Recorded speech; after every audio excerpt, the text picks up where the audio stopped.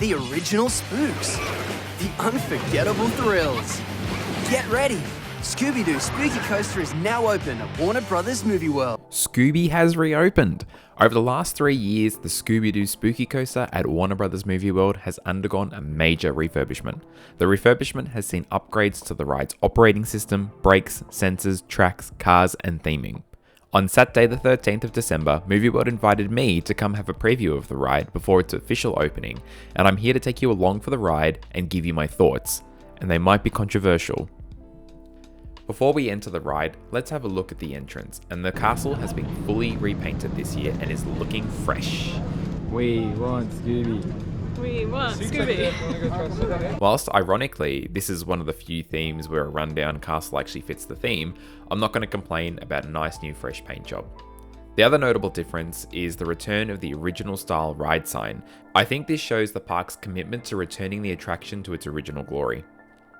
As was the case with the next gen version, entry to the ride is still done through the side of the castle. Whilst I personally loved entering through the front of the castle, I can understand the logistical reason for the entry on the side. When inside, you now turn right and enter into the indoor queuing section, where things are looking great. The giant curtain that cut the indoor section in half has been removed, and the whole inside is now being used again. The use of statues throughout the center space in the queue allow for this to happen without the area being too crowded. The screens have also been moved and now show the entire Scooby Doo movie instead of a short behind the scenes clip that was shown previously. This proved to be popular as other guests around me quoted their favourite lines from the movie as we waited. The walls around the indoor queue section have also now been repainted to look like a stone castle wall, with the texture too. I'm not sure if this is something that was done intentionally or if it was just coincidentally done on a concrete wall, but plus 10 points for theming from me. As you move towards the front of the queue, you hear the iconic voiceover instructions warning you against the use of any video or photography equipment. It is strictly forbidden to use any photographic or video equipment. Compared to the ride before it went down for its refurbishment, loose articles are now no longer permitted on board and must now be left at the station in the lockers provided. This changes the queue sorting procedure slightly, as now you are held at the entrance of the station building to allow space for exiting guests to return and collect their articles. This locker system works by having lockers at the corner of the station entry section. As you walk towards the front of the queue, you place your items in the locker. As you exit the ride, you re-enter the station entry to collect your items.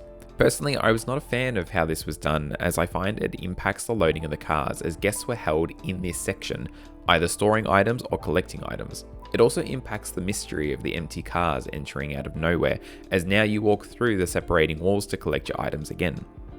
I would instead recommend the locker be a two-way locker system that forms the wall to prevent the need for re-entry into the station entry, or a locker system being held outside the queue similar to Superman. I worry that the bottleneck that this current system can cause may offset the capacity gain the park has obtained by adding additional cars to the ride. The new cars on the ride seem almost identical to the originals. I felt that these felt slightly more roomy, but besides that, they still had the same iconic Scooby ratchety harness sound, and they look great as ever. Now we have boarded and the ride has started. This is the part of the ride that I love the most, and when I say if you love the original you love this version, this is the part I'm referring to. The park has reintroduced so many physical props. This is something that I love because we all know that not everything will work all of the time. Heck, when I was doing my preview ride, some of the things weren't working. But the benefit of a physical prop as opposed to a screen or a projector is that in the event that something is not working, the physical prop still acts as theming. There were still some new theming elements, including a giant projection wall that I found on my rides was both reliable and well executed. Then you head up the elevator, which, fun fact, is tilting to allow for a second elevator to pass by. I think the largest opportunity for this version of the ride, and one that I hope a fix is in the plan for, is the disco room. This room now has no effects, no lights, no lasers, no props, and is completely in the dark. The absence of all light means that the occasional light leakage from the gaps in the walls and sensor lights or operational rooms were now both noticeable and distracting. The soundtrack of the disco room has also been turned down significantly. The combination of the lack of lighting effects and the lowered volume, I found removed all energy from this room. I would love to see a return of some lighting effects to this part of the ride and an increase in the music volume. Whilst I understand this was done to avoid any noise leaking into Wizard of Oz, I can't help but miss it. After the disco room, you enter a new end scene, which again is nicely executed with a red flashing strobe that temporarily blinds you to prevent you from seeing the final drop.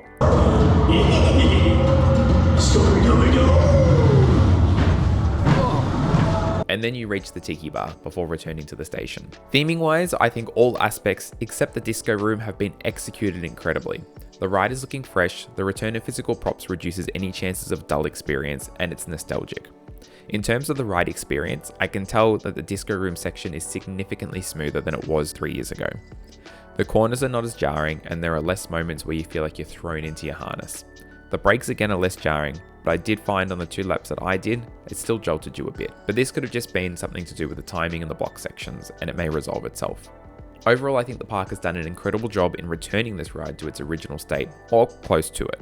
And I'm not the only one who feels this way about the ride either. I mean, I love Scooby. They did a really good job of redoing everything, but I am let down by the lack of the party room. In the disco room, it needs lasers, it needs a disco ball, it needs something. Yeah. With that, it would be elite tier. At the moment, it's very good. Compared to the previous version, do you remember? It's better than Next Gen. I agree, better than Next Gen, and also the ride is a lot smoother than it was, because it was getting quite rough. You used to go around corners and it would whip into you pretty hard. So it's definitely smoother. Overall, it's great to have it back. There are opportunities, but these are easily rectified. And honestly, what ride doesn't have opportunities? I applaud them for making the decision to invest in refurbishing a classic ride that is a very popular attraction, and I have no doubt this investment will pay off in the long run. Just look at the crowds that were forming on the preview day and the launch day. It's currently on a 105-minute wait. And look, the alternative here was that we lost the ride completely, but this ride is way too iconic for that. It's got some distinct, like, it's got acts to it. Yeah. Like, my core memory of this ride, first time I rode it, was with my dad, and the car kind of dropped, and I just remember turning to my dad and going, I can't do this, Dad, I can't do this. Just was screaming and just terrified, but then had the best time afterwards. And I was like, immediately, let's go again. What did you think of the backwards drop? Great. It's one of my favourite bits. Especially if you don't, and I'm glad I didn't have it spoiled for me. That's zero. The ride closed at short notice, which probably indicated that something needed to be fixed, and it could also explain the delay in getting the ride back open again, as manufacturers have production slots that they need to work to. Think of all the rides we've lost along the years, like the Batman Adventure ride, Looney Tunes, or the Bermuda Triangle. This is one of those rides that could have joined that list, and thankfully they made the decision to invest in its future. What do you think of the latest Scooby Doo Spooky Coaster? Is there anything that you would change? And if there is, let me know what you would do instead. As always, thank you for watching. I hope you enjoyed this video, and I'll see you on the next one.